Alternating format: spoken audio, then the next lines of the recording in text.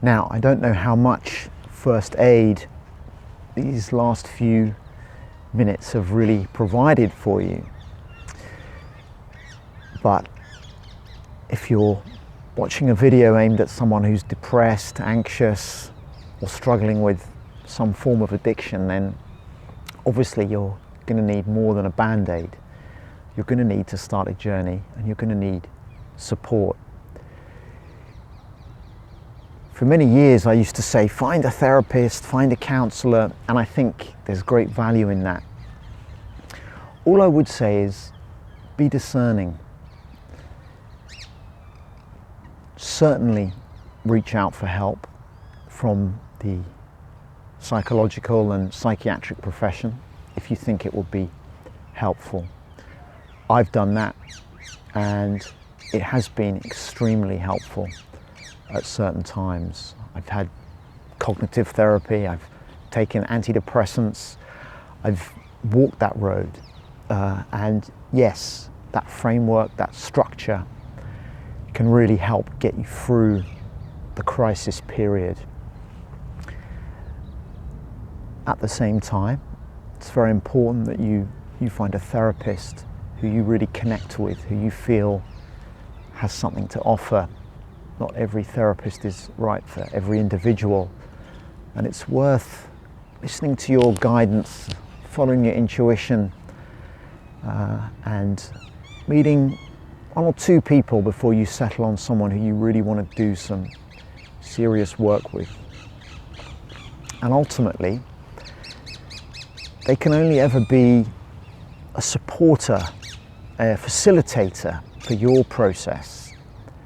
And that's something that takes place every day of your life, not just for the hour a week in the therapy room. The therapy is a catalyst to unlock a much bigger process of transformation that could enrich your life in ways that are absolutely impossible to imagine when you're stuck in that mental prison that so many of us find ourselves in at different times, journalists or otherwise.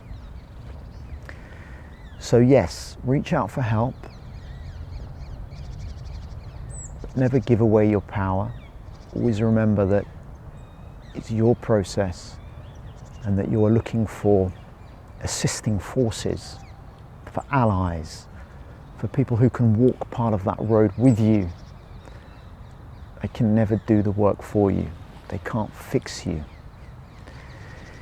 We can fix ourselves when we learn to connect with that most authentic part of us, that part of us that can find beautiful expression in our journalistic career when we're really serving the truth, we're serving justice, we're bearing witness, we're standing up for those who don't have a voice of their own. Yes, those are beautiful qualities that as journalists we can embody, we can channel out into the world, and we're needed. But we can only do that when we are healthy ourselves. So if you need to seek professional help, do it proudly, knowing that you are getting the support you need to get back into the fray, working almost in a higher octave perhaps than you were before things started to unravel, because they unraveled for a reason. It's very easy when we're feeling down to think, if only, there's something wrong with me, I've failed. No. It's not like that. If you're in that place, you had to be in that place. You had to be depressed, you had to be anxious, you had to have that addiction because of all that was going on beneath the surface. I'm going to close with an analogy that I heard from somebody I respect very deeply just a few days ago. I was listening to a talk and he said, the challenge in living well truthfully is to find that taproot. I'm surrounded by trees here.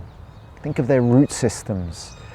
Some of the root systems are shallower, some of them go a little deeper, but then there's that central taproot that is really the core nourishment, the core foundation, the living channel that supports all this beauty and wonder that unfolds above the ground.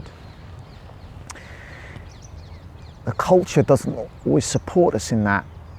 We can often do very well in life, or certainly appear to be doing very well in life, whereas we're actually only taking our nourishment from those shallower root systems. So if something's going really wrong for you, it may be because you need to do a bit of work on connecting to that taproot, that deeper source of nourishment that will really sustain you and allow you to come back to the professional work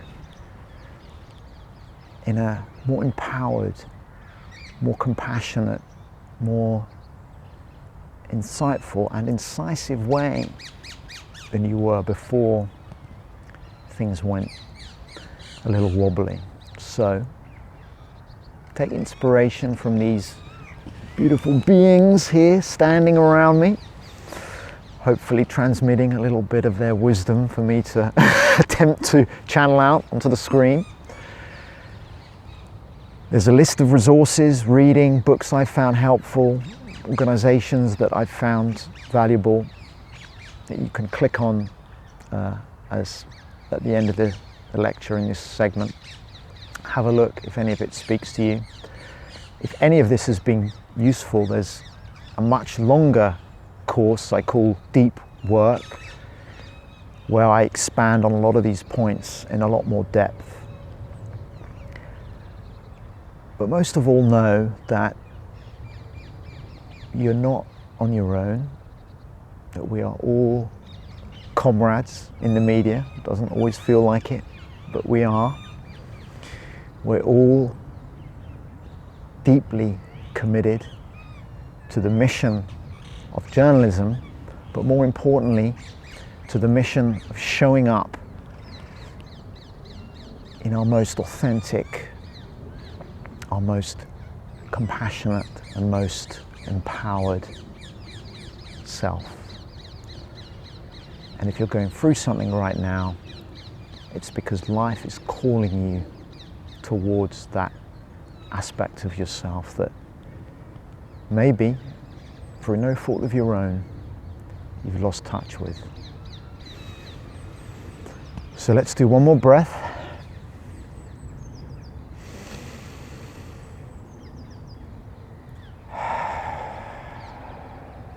And know you're on the right track. Thank you, and I look forward to seeing you next time.